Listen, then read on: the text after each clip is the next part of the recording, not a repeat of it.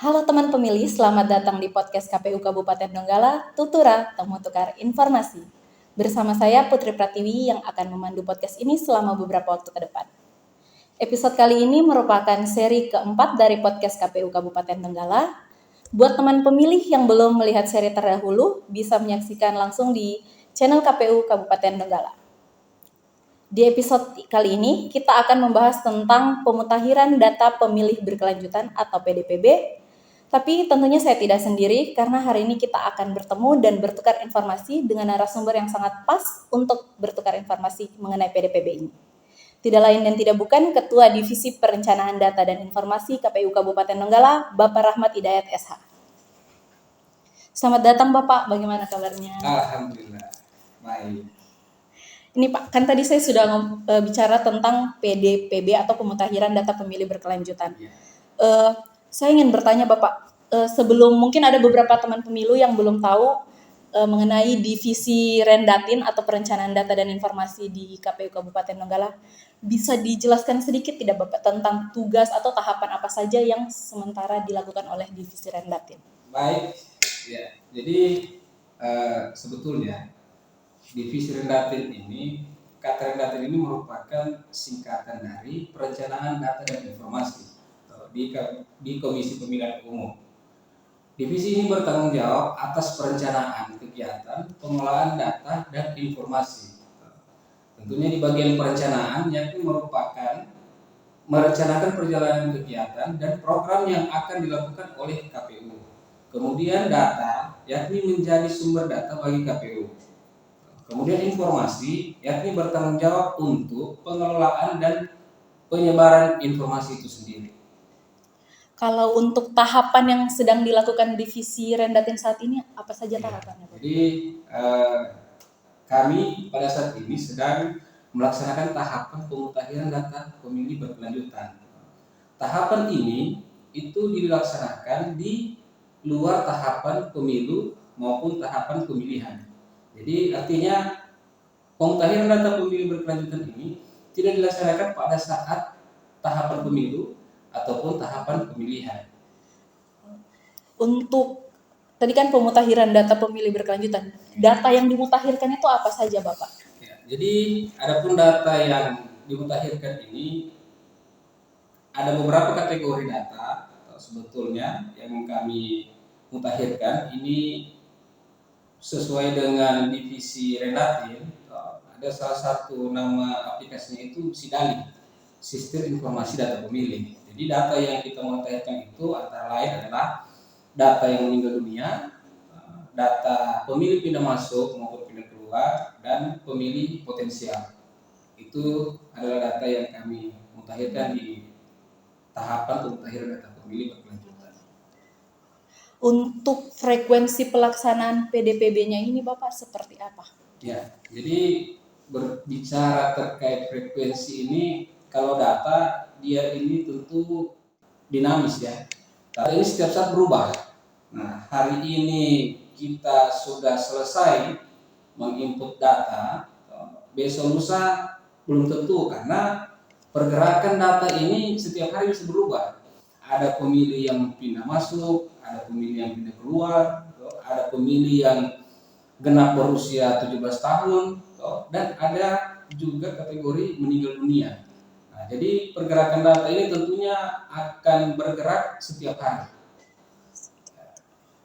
Untuk ini kan Pak, tadi pemutakhiran datanya, itu data yang dihasilkan itu ada kategorinya kah atau apa? Ya. Untuk data yang hasil pemutakhirannya itu Bapak? Ya, jadi hasil pemutakhiran ini itulah nanti yang kemudian kita masukkan di dalam SIDALI, Sistem Informasi Data Pemilih tadi. Nah, data ini kemudian akan sebagai rujukan untuk di tahapan pemilu ataupun pemilihan berikutnya. Kalau untuk ini Bapak, untuk misalnya ada dari data-data itu ada daftar pemilih yang belum terdaftar dalam data pemilih, itu caranya bagaimana Bapak supaya teman pemilih juga tahu caranya? Jadi KPU Kabupaten Donggala kita juga sudah sosialisasikan melalui akun medsos KPU Kabupaten Donggala, kemudian juga ada website KPU Kabupaten Donggala. Di situ kita sudah cantumkan bahwa apabila ada tanggapan masyarakat terkait dengan misalkan ada pemilih yang belum masuk di dalam DPT atau pemilih yang baru pindah, baik pindah masuk ataupun pindah keluar, itu kita sudah siapkan formulirnya untuk diisi, kemudian disampaikan ke KPU Kabupaten Donggala, kemudian akan kami tindak lanjuti dan dimasukkan jadi pemilih di Kabupaten Donggala. Kalau ini Pak, untuk persyaratan untuk melakukan perubahan atau melaporkan perubahan data yang dimiliki teman pemilih seperti apa? Ya, sebetulnya kalau persyaratan ini tergantung ya. Jadi misalkan dia mau apa dulu? Misalkan kalau dia baru berusia 17 tahun, berarti otomatis dia menjadi pemilih baru. Pemilih baru. Nah, pemilih baru ini kategorinya berarti dia baru mau mengurus adminuknya, KTP. Nah, jadi persyaratan untuk yang baru 17 tahun itu KTP dan KK. Nah, itu sudah nanti kemudian akan kita masukkan di dalam DPT. Nah, tapi kalau misalkan dia pemilih pindah masuk, otomatis juga dia urus itu KTP di mana kota tujuannya. Misalkan dari Kalimantan pindah ke Donggala. Nah, berarti dia harus punya KTP Donggala dulu. Nah, ketika dia punya KTP Donggala, disampaikan, baru kami tindak lanjuti. Kemudian itu akan kami masukkan di Sidali. Misalnya ini Pak, saya kan misalnya sudah punya KTP elektronik. Ya.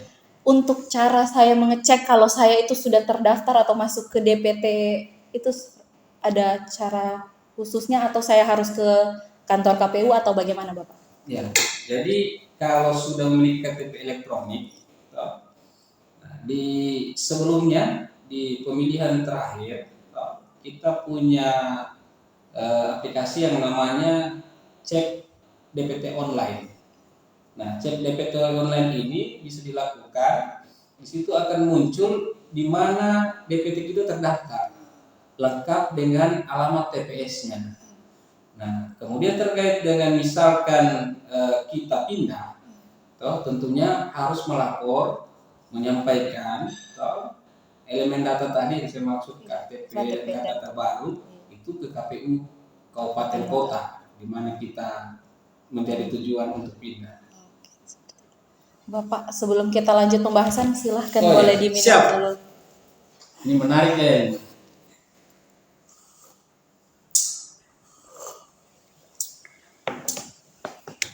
Tadi kan kita sudah berbicara tentang teknis dan lain-lain, Bapak. Ini saya ingin bertanya, selama pelaksanaan PDPB ini apa saja tantangan-tantangan yang dihadapi KPU Kabupaten Donggala? Jadi berbicara tantangan ini sebetulnya beragam ya. Yang kami temui di lapangan ini pada saat pelaksanaan Coktas, data yang kami terima yang diturunkan oleh KPU RI melalui KPU Provinsi, ada data yang harus kita pastikan, kita sesuaikan secara detail, dan kemudian juga kita laksanakan coklit terbatas. Nah, data meninggal yang kami terima itu ternyata orangnya masih hidup. Nah, ada beberapa data yang meninggal ini ternyata orangnya masih hidup. Kami juga koordinasi dengan pihak-pihak terkait, antara lain kita sudah melakukan koordinasi dengan Dukcapil terkait dengan data meninggal ini. Kita juga sudah koordinasi dengan Bawaslu Donggala. Nah, memang persoalan di lapangan itu pada faktanya yang bersangkutan telah meninggal dunia, tapi keluarga atau pemerintah desa setempat itu belum membuatkan atau mengajukan untuk pembuatan akte kematian. Jadi secara otomatis data itu tidak akan berubah statusnya kalau belum ada akte kematian yang diterbitkan oleh Dukcapil. Nah, Dukcapil juga dalam hal ini ketika tidak ada penyampaian terkait dengan orang tersebut sudah meninggal dunia, Dukcapil juga tidak akan berani untuk mengeluarkan akte kematian. Nah, olehnya tentunya harapan kami dalam rangka memperbaiki data di Kabupaten Donggala, kami juga sudah melakukan sosialisasi. Kami juga sudah turun ke desa-desa menyampaikan bahwa sekiranya apabila terdapat masyarakatnya yang sudah meninggal dunia, tolong untuk disampaikan ke Dukcapil melalui kepala-kepala desa. Nah, kami juga sudah masuk di dalam grup WhatsApp. Grup WhatsApp ini yang dibuat oleh Capil. Di dalamnya itu terdapat kepala-kepala desa se-Kabupaten Donggala untuk memudahkan komunikasi-komunikasi itu terkait dengan data, pembaruan data di wilayah Kabupaten Donggala. Ini lagi mau tanya Pak tentang misalnya selama proses coktas dalam PDPB ini, ada tidak Bapak pengalaman unik selama turun ke lapangan untuk coktas atau apa Pak? Ya. Pengalaman unik yang Pengalaman uniknya ini tadi, orangnya. Jadi saya pada saat itu di salah satu desa pernah kena kata-kata yang ini, kurang kasar lah. Iya. Karena data yang kami terima, yang bersangkutan ini sudah meninggal. Iya. Ternyata orangnya masih hidup. Nah, pada saat itu orangnya ini malah dia seperti keberatan. Dari mana saya meninggal? Saya ini masih hidup. Sama halnya kalian doakan saya mati.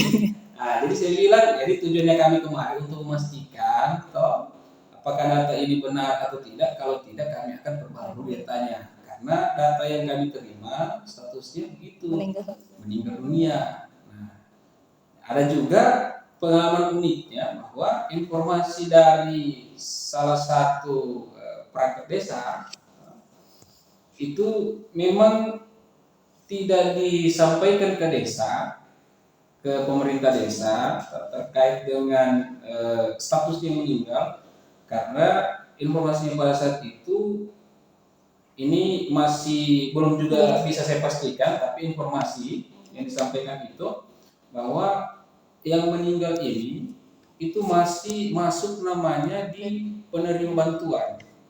Nah, makanya pihak keluarga mungkin tidak laporkan untuk dihilangkan namanya. Nah, itu. Jadi ada seperti itu juga kejadiannya. Jadi menarik, beragam persoalan yang kami dapatkan pada saat itu. Kemudian juga ada satu juga kejadian yang menarik. Jadi ada memang yang disengaja dimatikan, padahal orangnya masih hidup. Jadi pada saat itu setelah kita dalami, kita turun ke lapangan, ternyata memang yang bersangkutan disengaja meninggal karena salah satunya ini mau kawin lagi. Nah itu. jadi agak lucu juga ini terkait dengan pemutahiran data pemilih. Ya. Oke Bapak, kita ke pertanyaan terakhir mungkin hari ini Bapak. Dari Bapak sendiri, kenapa pemutahiran data pemilih berkelanjutan itu penting Bapak?